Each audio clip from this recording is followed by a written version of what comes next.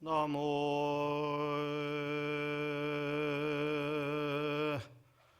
대방광불 화응경. 나무 대방광불 화응경. 나무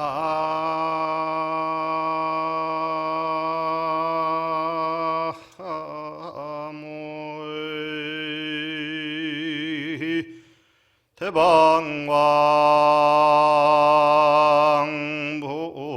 화응경.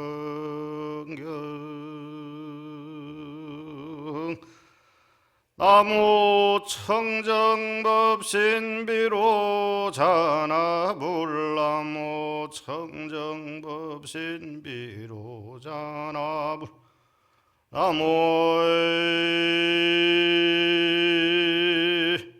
청정법신비로 자나불.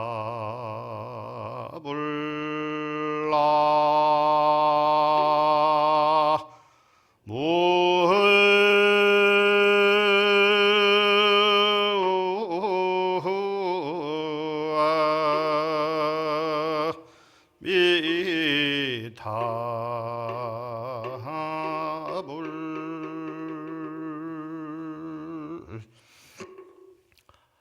반갑습니다.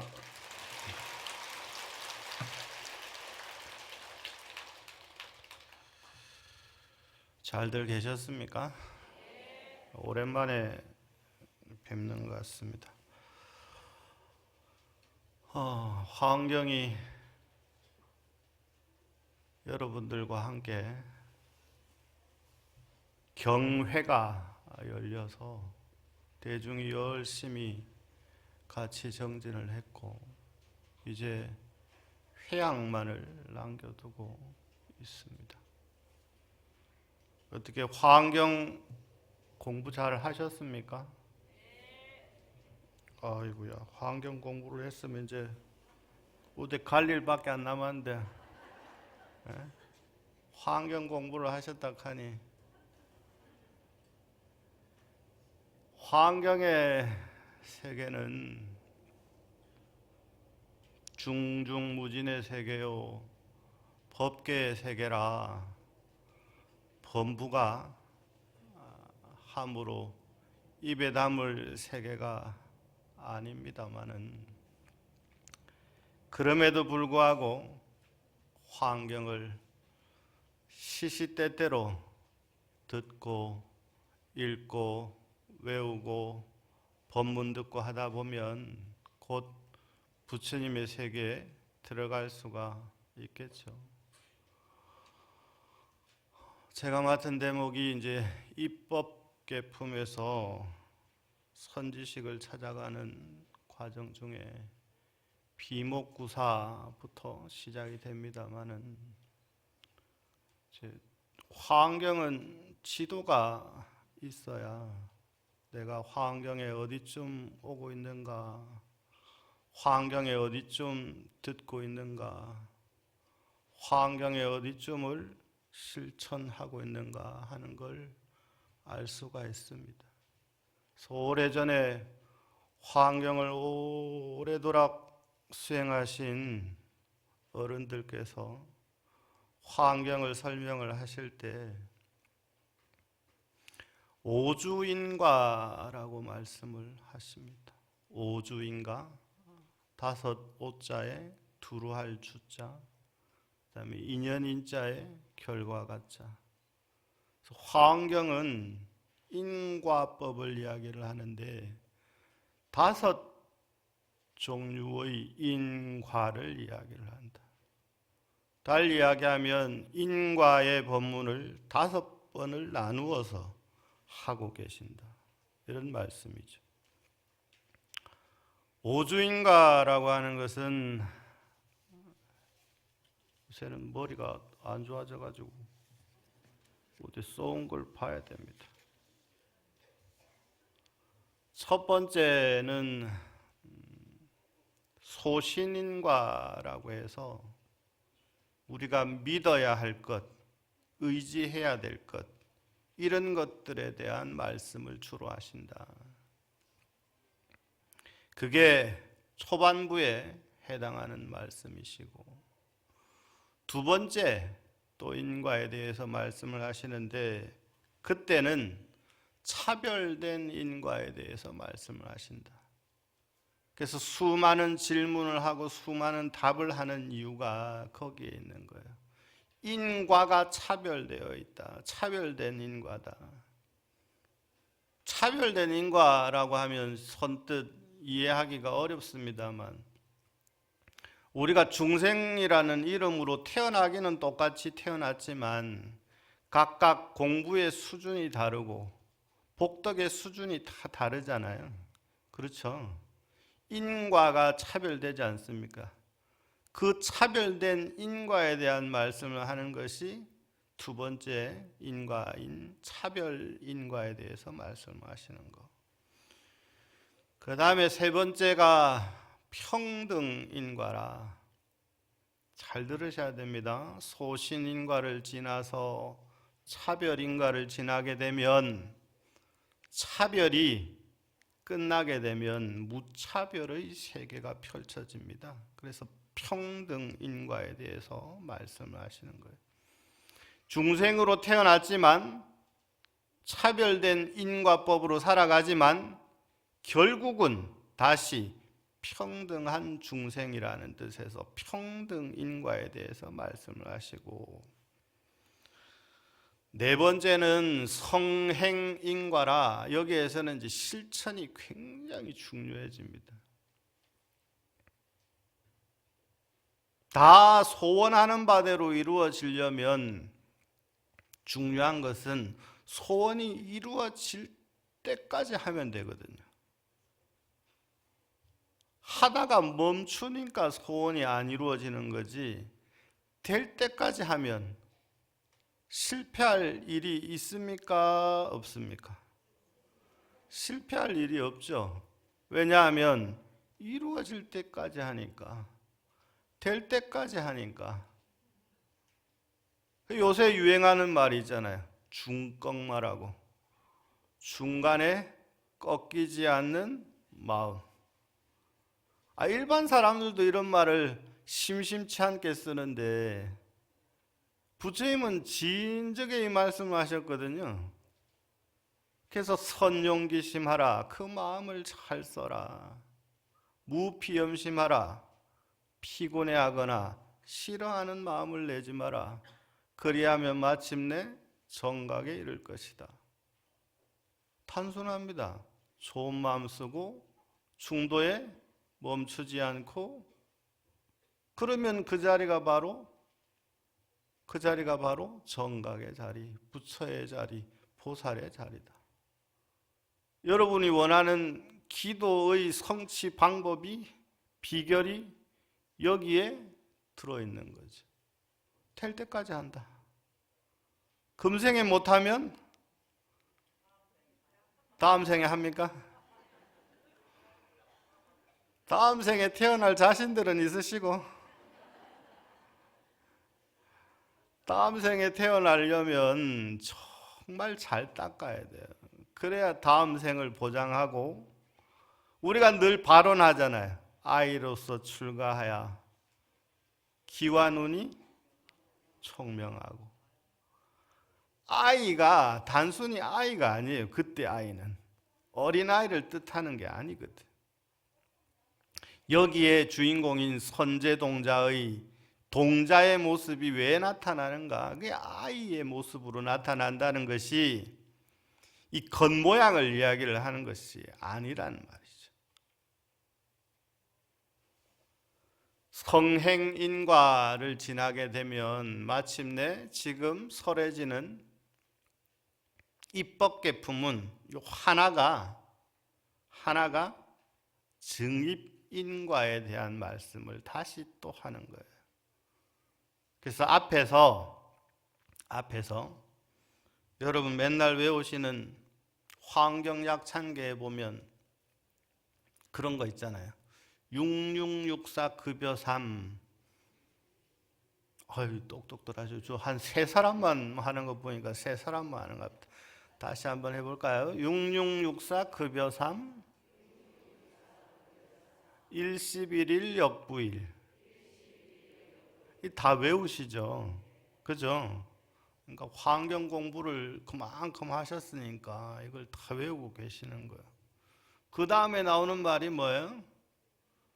6664 급여 3 일십일일 역부일 세주묘음 열애상. 와이, 똑똑하다. 이제 뭐 회양해도 되겠습니다. 그죠? 처음에 6은 아셔도 한 번 더 들어보세요. 처음에 6은 1회 법문, 6품, 세주묘음 열애상, 보현삼매 세계성, 그 다음에 화장세계 노사나, 여기까지. 그러니까 여러분들은 이미 환경을 딸딸딸딸딸딸딸 외우고 계시는 거예요.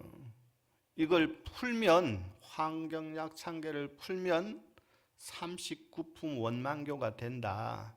그게 어떻게 이루어져 있느냐? 처음 1회 보리도량 법문은 6품에 해당되는데, 거기에서 인과에 대해서 설명을 하시는데, 거기서는 주로 의보인과, 부처님은 어디에 살고 중생은 누구고 보살은 누구고, 세주묘음품이잖아요. 그죠? 그 다음에 거기에서 열의 현상, 열애께서 몸을 놔두시고, 세주묘음 열애상, 보현삼매 세계성, 세계가 이루어지는데, 중생들이 살아가는 세상, 부처님이 살아가시는 세상, 이런 세상들은 보현보살의 삼매 속에서 이루어진 세상이다. 보현삼매 세계성취.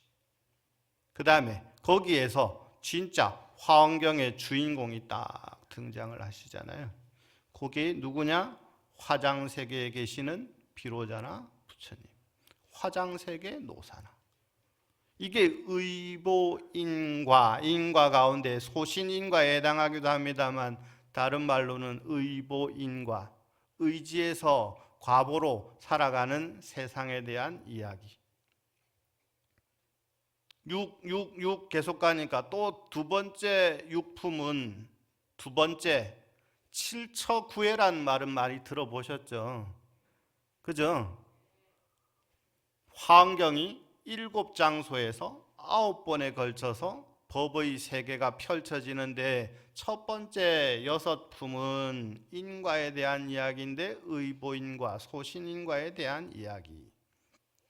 두 번째는 보광명전에서 열리는데, 여기 또 역시 6품인데 외우고 계시죠? 그 다음에 열애명호 사성제, 광명각품, 문명품, 또 정행현수까지. 아따, 산수하기 어렵다, 그죠? 이게 꼽아 보려니까 이게 헷갈려. 스님들이 너무 엑기스로 뽑아놔가지고. 좋은 거는 알려주고 싶은데 이 길면 힘들어 하니까 짧게, 무슨 주문처럼, 우리 다란이처럼 짧게 만들어 놓으셨는데, 엑기스만 쪽쪽 뽑아서 만들어 놓으시니까 먹기는 먹는데 이걸 풀면 얼마나 좋은 것인지를 모르고 풀 줄을 모르니까. 6664 급여 3 그랬으니까 두 번째 6품은 믿음에 관한 이야기. 앞에 이야기했죠. 소신인과라고. 무엇을 믿어야 할 것인가. 여러분들이 알만한 걸로 보면 화엄경은 뭐 어렵긴 합니다만 양이 방대해서 그렇지, 우리가 금강경을 늘 독송을 하고 염송을 하잖아요. 그럼 금강경 첫 구절에 응운하주, 운하항복기심 나오죠. 어디에 머물러야 하며 마음을 어떻게 항복받아야 됩니까? 화엄경도 똑같은 구조예요. 부처님이 이렇게 계시는데, 부처님이시여, 저희들이 부처님과 보살님처럼 살아가려면 어떻게 해야 됩니까? 십신을 믿음, 10가지 믿음을 일으키면 된다. 십신에 대한, 믿음에 대한 이야기를 하시는 거예요. 그게 두 번째 6품들이 전부 믿음에 대한 이야기. 그게 열애명호품, 사성제품, 광명각품, 문명품, 그리고 정행품, 현수품. 6품 맞나요? 세알려 보셨어요? 이 손가락이 이 5개 하고 그다음 하나 더 하면 6개잖아요. 그죠? 그럼 하나 더 하면 됩니다. 그죠? 그다음 육품은 10주. 나의 믿음이 든든하게 기둥이 기초공사가 잘 되려면 어디에다가 이 갈대와 같은 마음을 딱 붙잡아야 될 것인가? 믿음을 일으켰다가 사라졌다가 일으켰다가 사라졌다가 일으켰다가 사라졌다가 이게 중생 노름이잖아요. 그죠? 여기 올 때도 여러분 갈까 말까 갈까 말까 오전 본문만 듣고 올까 오후 본문까지 들을까 요 보니까 관상을 딱 보니까 오전 본문만 듣고 도망갈 사람들이 좀 있을 것 같아. 중생의 마음은 늘 이렇게 흔들려요. 움직여요. 그러니까 어디다 딱 붙잡아 놓을 필요가 있단 말이에요. 아까 이 말씀을 드렸죠. 우리의 기도가 성취가 안 되는 것은 중간에 자꾸 그만두기 때문이다. 성취될 때까지 하면 안 될 일이 없단 말이에요. 그러면 성취될 때까지 안 흔들리려면 마음이라고 하는 놈을 어디다가 딱 붙잡아 놔야 되느냐. 그 질문에 대한 답을 이 품에서 하고 계신다. 여기에 머무르면 된다. 그 다음에 네 번째는 666 지나고 이제 6664 사품이 나오네. 사품은 사회 법문인데 십행 실천에 관한 법문이라 불승야마천궁품 야마천궁계 참품 십행품녀 무진장까지 네 품이 실천 수행에 관한 말씀이 되고 6664 급여 3 그랬으니까 3품은 오회법문으로 불승도솔 천궁품 도솔 천궁계 참품 그리고 10회양품 10회양품이니까 여기는 주된 말씀이 회양에 관한 말씀을 하실 거다. 그 다음에 7회는 6회는 한 품이에요. 한 품인데 굉장히 중요한 이야기를 하셔서 한 품만 따로 딱 빼놨어요. 6664 급여 3 1 잘 때 읽어야 됩니다. 1, 11이에요. 1, 10 아니고 1, 11 아시겠죠? 1, 10 아닙니다. 1, 11 아시겠죠? 네. 자, 한 품은 십지품인데 십지 10가지 보살의 지위점차에 대한 말씀을 하시고 그 다음에 11품이라 그랬잖아요. 그죠? 십정, 십통, 십인품, 아승지품, 여수량, 보살주처, 불부사, 열애십신, 상해품, 열애수호, 공덕품, 그 다음에 보현행급, 열애출 그랬으니까 보현행품과 열애출연품까지 그렇게 11품이 1, 11이죠. 그죠? 1, 11 1 역부일 그랬으니까 1, 11하고 또 1이 하나 더 붙어야 돼요. 아따 어렵다. 그 한 품이 이세간품.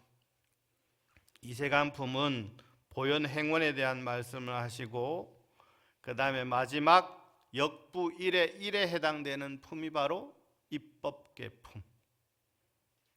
여기는 법계에 든 이야기를 하는 거거든요. 법계에 든다는 건 뭘까? 뭐가 법계에 드는 걸까? 여러분 이제 입법계에 이미 들어오셨어요. 그죠? 이세간을 해서 입법계를 하셨는데 이세간 입법계를 바탕으로 해서 만들어진 절이 있어요. 어느 절일까요? 통도사. 통바보들만 있어가지고 통도사밖에 모르는 바보들만 여기 앉아가지고 에? 통바보들만 여기 앉아있네. 저기 가면 한 번쯤은 가보셨거나 아니면 뭐 들어는 다 보셨을 거예요. 속리산이라고 들어보셨어요? 거기에 뭔 절이 있어요? 법주사. 속리가 다른 말이 이세간이에요. 속리잖아요. 속리, 그죠? 속스러운 속죄를 떠난 도량, 속리산이에요. 속죄를 떠나면 어떤 세계가 펼쳐지느냐? 진리의 세계가 펼쳐진다. 법이 상주하는 세상이 펼쳐진다. 법주사예요. 그걸 화엄경식으로 이야기하면 이세간품이 입법개품입니다. 법계를 들려면 세간을 여어야만 법계에 들어갈 수가 있어요. 티켓이 있어야만 법계에 들어갈 수 있단 말이에요. 이 티켓은 어디에서 파느냐? 여러분들이 좋아한다는 임영웅이 티켓 구하기보다 쉽기로 치면 세상 쉽고 어렵기로 치면 세상 어렵고, 유명 가수의 공연을 보려면 티켓을 가지고 있어야 들어갈 수가 있잖아요. 그죠? 입법계에 들어가려 해도, 법계에 들어가려 해도 티켓이 있어야 된단 말이에요. 그 티켓은 눈에 보이지 않고 손으로 만져질 수도 없지만, 그러나 분명히 티켓은 존재한다. 여러분 지금 화엄경 법문을 들은 지도 오래되시고 이제 회향을 하루 앞두고 있고 입법계에 이미 들었다 하는데, 입법계에 들려면 티켓이 있어야 되는데 그 티켓은 무슨 티켓이냐? 이세간하려면 마음의 차별이 전혀 존재하지를 않아야 돼요. 마음의 차별이 존재하지 않으려면 어떻게 해야 되느냐? 알고 싶습니까? 마음의 차별이 존재하지 않으려면 끊임없이 베풀어야 돼요. 끊임없이 내놓아야 돼요. 그래서 십지에 들어가는 조건으로 뭘 내세우고 있습니까? 십회향을 내세우고 있잖아요. 십회향 공부에서는 주다 내가 제일 아끼고 내가 가장 사랑하는 나의 이 목숨까지도 다 버리는 거예요. 그게 회향의 주된 이유가 그겁니다. 십지에 들어가려면 끊임없이 비워야 되는데, 비움의 실천으로 가장 좋은 게 뭐냐? 그게 보시공덕이란 말이에요. 그러니까 화엄경 경문을 생각을 딱 해보면 십회향에서는 정말 달라는 대로 다 주거든요. 저걸 어떻게 줄까 하는 것까지 다 주십니다. 줘야 되는 이유는 뭐냐? 줘야만 다른 게 들어오거든. 가지고 있으면, 손에 뭘 잔뜩 쥐고 있으면서 다른 걸 지려고 하면 질 수 있습니까? 없습니까? 학교 때 한 번쯤은 다 배우잖아요. 다리를 건너던 강아지가 물에 뭘 하나 물고 다리를 건너다가 물을 이렇게 보니까 물에 큰 뼈다귀가 하나 입에 물려 있거든. 그래서 어떻게 해요? 그거 물려고 하다가 어떻게? 가지고 있는 걸 놓치잖아요.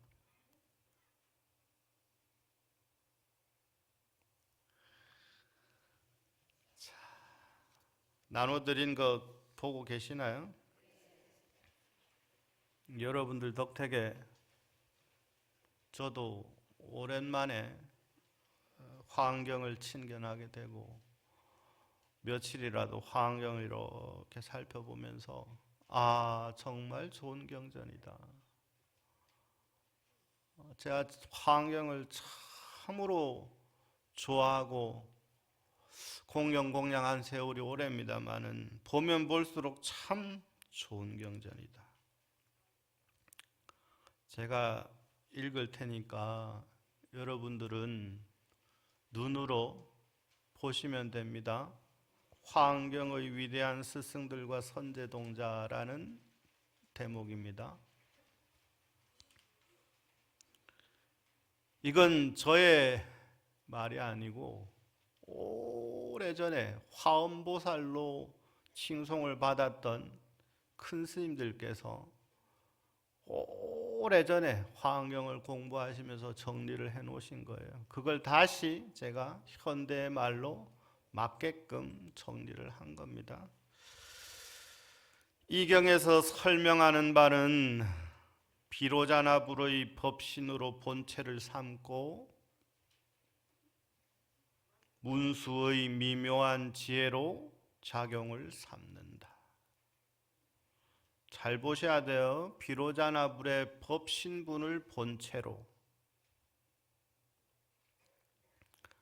우리는 모두 부처라고 불리우는데 부처라고 불리우는 이유 자체가 화엄경에서는 우리가 전부 비로자나의 법신으로부터 펼쳐진 차별된 모습에 불과하다. 그러니 비로자나 법신불의 본체를 찾아가는 여정이 화엄경의 여정이에요. 근데 중요한 것은 비로자나 불의 본체를 찾아보려면, 알아보려면 굉장히 좋은 기계가 있어야 돼요. 여러분, 몸에 병이 있을 때는 무슨 사진을 찍잖아요. 그죠? 뼈가 부러지는가 잘 보려면은 어디에 뭔 사진을 찍어야 됩니까? 엑스레이 찍어야 되잖아요. 그죠? 그 다음에 이 머릿속에 뭐 아니면 뱃속에 뭐가 있는가 치면은 뭐 MRI인가 뭐 이런 거 찍어야 되죠. 그죠? 그러면 이 법신을 바라보려면 어떤 기계를 써야 될까요?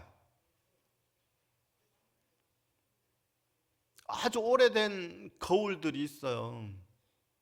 그걸 대원경이라 하기도 하고 수많은 거울의 이름으로 불려지잖아요. 거울이 다른 말로 하면 요즘으로 치면 엑스레이 기계, MRI 기계예요. 그거는 육체적인 문제가 있는 걸 찍어내는 거지, 그 기계에 아무리 넣어봐도 이 마음의 어떤 부분이 잘못돼 가지고 중생으로 살아가는지, 어떤 부분에 부처가 들어있는지 이건 안 나온단 말이에요. 그걸 나오게 하려면 어떻게 해야 되느냐? 부처님 가르침을 공부해야 되고 그 중에서도 화엄경 공부를 해야 된다. 그래서 누가 필요하느냐? 문수보살이 필요하다. 그래서 비로자나 불의 법신으로 본체를 삼고 문수보살의 미묘한 지혜로 작용을 삼는다. 문수보살의 미묘한 작용은, 문수보살의 지혜의 미묘한 작용은 어떤 작용이냐? 여러분들이 화엄경 공부를 하겠다고 여기에 와 있는 것 자체가 문수보살의 미묘한 지혜 작용이에요. 선근공덕이 여러분들이 출중하시기 때문에 다른 데 돌아다니지 않고, 이때 화엄살림이니까 부처님 공부해야 되니까 화엄경 공부할 거라고 여기에 온 그것이 바로 문수보살의 미묘한 지혜의 작용입니다.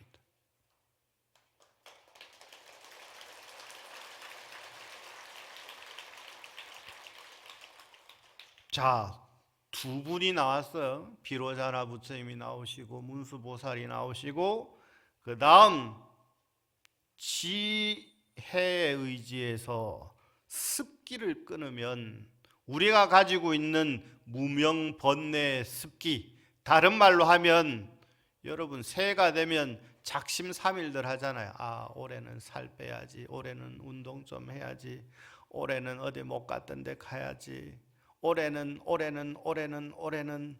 뭐 치부책에 써놓은 것 좀 있습니까?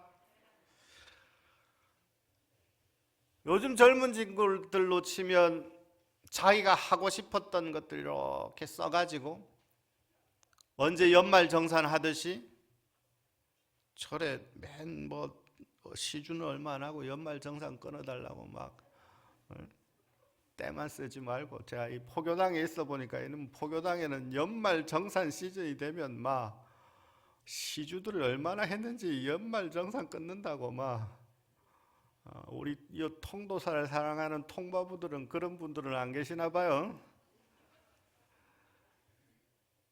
지혜에 의지해서 습기를 끊어 나가면 그때 누가 나타나느냐? 보현보살의 미묘한 행을 원인으로 삼게 되고, 내가 보현보살을 닮아야 되겠구나. 문수보살의 지혜로 멈춰서는 안 되겠구나. 그게 에너지원이 되는 거예요. 무슨 에너지원이 되느냐?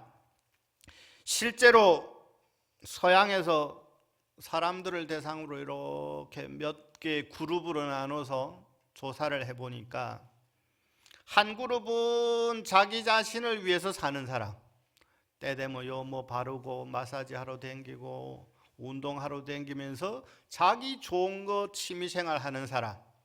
또 한 부류는 자기 자신을 위하기도 하지만 남을 위해서 그래도 시간을 좀 내서 봉사라도 하고 뭔가를 하는 사람. 이 두 부류로 나누어서 오래도록 관찰을 해보니까 암세포하고 이런 게 막 줄어드는 세포가 생겨나는데, 어느 그룹에서 많이 생겨났느냐? 여러분 생각하기에는 지를 위해서 이렇게 막 애지중지하면서 사는 사람이 훨씬 나을 것 같잖아요. 근데 그렇게 살아가는 사람보다 훨씬 더 많은 이로운 세포가, 이로운 성분들이 막 뿜어져 나온 사람이 남을 위해서 살아가는 사람, 남을 위해서 봉사하는 사람.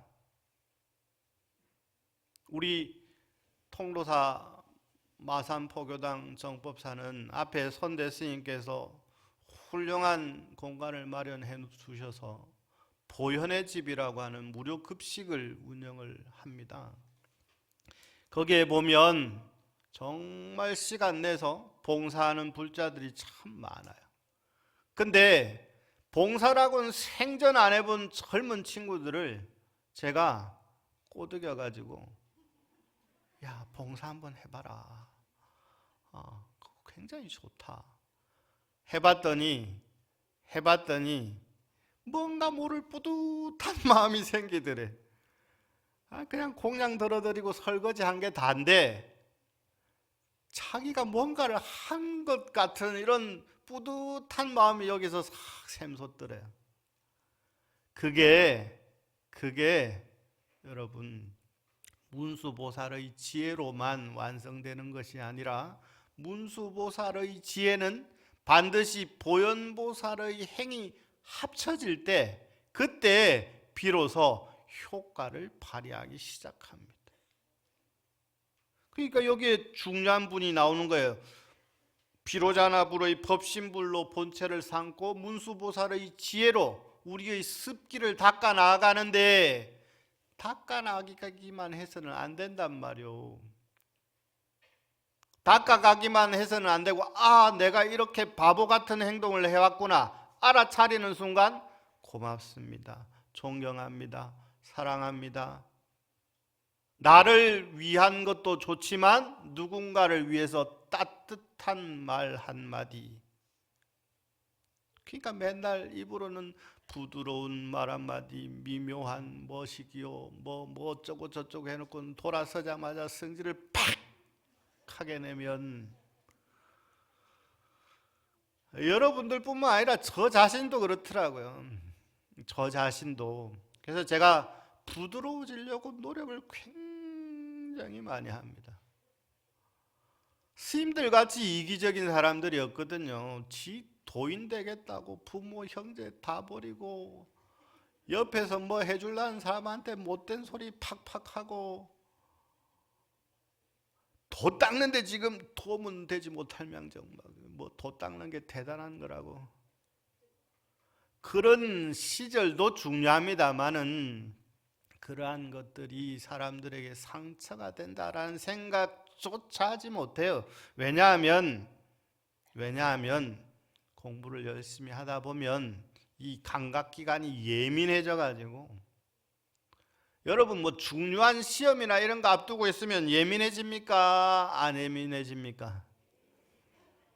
애가 고3 수험 친다고 세상에 뭐 비행기도 돌리고 천지 세상 그 공부 시험 치게 할 거라고 온 나라가 이렇게 난리 바구지를 치는 동네는 우리나라밖에 없을 거예요. 듣지 않으니까 뭐 애 아빠가 수험생 있는 그 공부하는 시간에 집에 잘못 들어갔다 혼난다 카대야.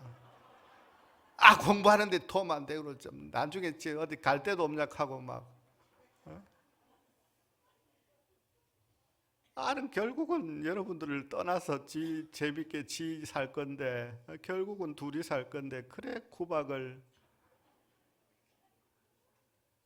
문수의 지혜만 열려가지고는 안 돼요. 보현의 행위, 아 내가 정말 잘못됐구나, 내가 정말 어리석구나 참여하는 순간 바로 실천으로 이루어져야죠. 아 미안합니다, 정말 잘못했습니다, 용서해 주십시오. 이거는 마음이 큰 사람이 할 수 있는 거예요. 비굴한 사람이 할 수 있는 게 아니에요. 마음이 작은 사람이 할 수 있는 게 아니에요. 마음이 커져야만 그러면 잘못했다 하는데 사과하는데 다툼이 생긴다 하더라도 적어지겠죠. 맞습니까? 적어져야 되고 문수의 지혜로 습기를 닦아 나가면 보현의 실천이 반드시 바탕이 돼야 된다. 그러니까 여기에서 보현이 행을 발휘한 것은 원인을 보이기 위한 까닭이다. 또 십신이로부터 시작하여 오해 수행을 마치고 미륵보살의 일탄지경의 선제동자가 50명 이상의 스승을 만났던 걸 찰나지간에 잃어버렸거든. 이 말은 달리 이야기하면 저도 이제 나이가 중된 지가 좀 되고 나이가 들어가는가 자꾸 옛날 이야기를 해요. 선제 정도면 얼마나 옛날 이야기를 하고 싶습니까? 내가 말이야 안 만나본 스승이었고 말이야, 내가 만난 스승이 말이야 안 그렇겠습니까? 에? 내가 말이지 오직 도 닦는다는 마음 하나로, 내가 부처님이 세상을 알겠다는 마음 하나로 내가 온갖 사람을 온갖 곳을 안 간 데가 없고 안 만난 사람을 없고 공경 귀하지 않은 사람이 없어 하는 마음이 공부를 하면 할수록 더 생긴단 말이야. 저도 출가한 지가 오래되니까 요새 스님들은 뭐 어쩌고 저쩌고 이런 말을 저도 모르게 자꾸 하게 돼요. 저도 모르게 자꾸 하게 돼요. 그때 이게 나 때구나.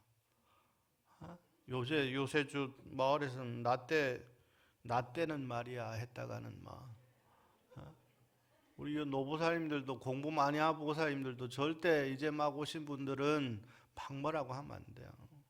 그저 사랑스러운 눈빛으로 아이고 와주셔서 너무 감사하고 함께 해주셔서 너무 감사하고 그저 사랑스러운 눈길을 보내셔야 됩니다. 여기에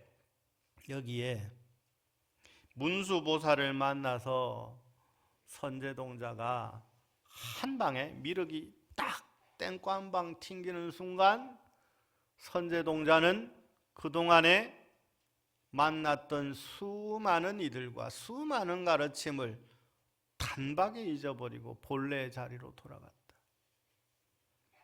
그래서 문수보살, 여러 보살님들이 중요하지만 화엄경에서는 비로자나 부처님, 문수보살님, 보현보살님, 그리고 미륵보살님, 미륵부처님 굉장히 중요하다. 그런 뜻에서 이런 말씀들을 쭉 드렸고, 끝에 보면 선제동자 이름의 뜻 화엄경 경문 중에서 이렇게 되어 있잖아요. 선제동자가 화엄경 경문에 왜 선제라는 이름을 지었는가, 이름을 듣게 되었는가 합장하시고 들어보십시오. 또 선제를 살펴보면서 무슨 인연으로 그런 이름을 지었는가 하여 이 동자가 처음 대가운데 들적에 그 집안에 저절로 칠보로 된 누각이 생기고 누각 밑에는 7개의 묻힌 갈무리가 있으며 또 여러 가지 보배와 모든 재물들이 온갖 창고에 충만하였다. 그러므로 부모와 친척과 관상하는 이들이 하이의 이름을 선제라고 부른 줄을 알았느니라.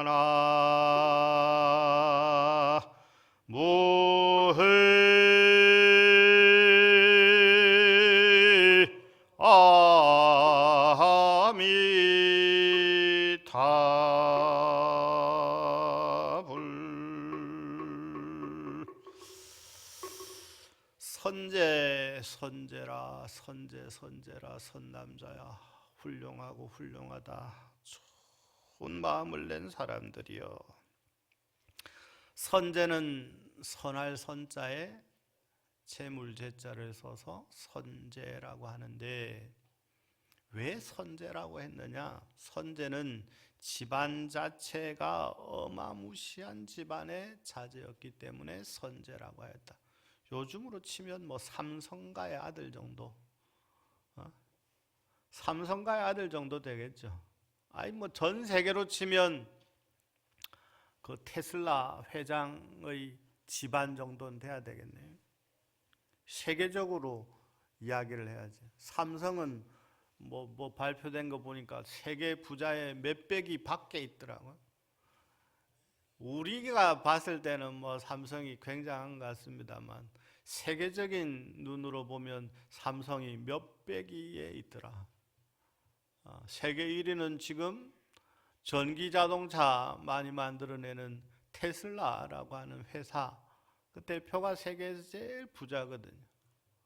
선제라는 이름의 비밀은 선제라고 했으니까 재물이 많은 집안에 태어나서 선제라고 했다. 근데 저는 다르게 생각을 합니다. 선자에 초점을 맞춰서 여기에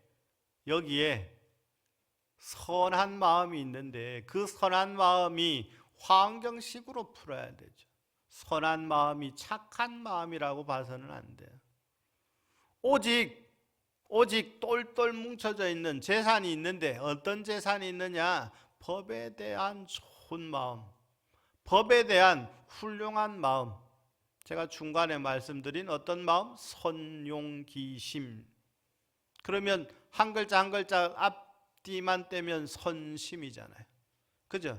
선심을 환경의 선제가 하는 역할에 초점을 맞춰보면 오직 진리를 구하고자 하는 마음으로 똘똘 뭉쳐져 있는 사람.